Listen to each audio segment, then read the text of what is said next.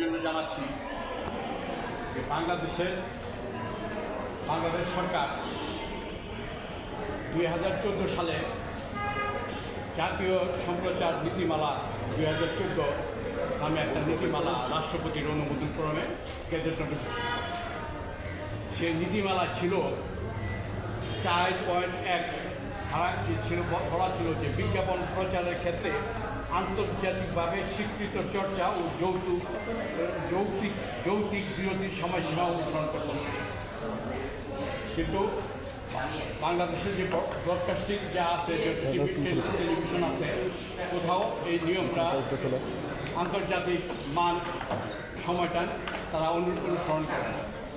আমি ইংল্যান্ডের, ইন্ডিয়ার এবং বিভিন্ন রাষ্ট্রের আমি যে বিজ্ঞাপন আইন সেগুলি পর্যালোচনা করছি এবং আদালতে সাবমিট করছি।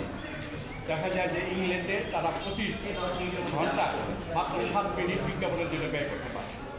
অন্যদিকে যে ওই নীতিমালার মধ্যে একটা ছিল যে বাংলাদেশে একটা সম্প্রচার কমিশন গঠন করা হবে, ন্যাশনাল ব্রডকাস্টিং কমিশন।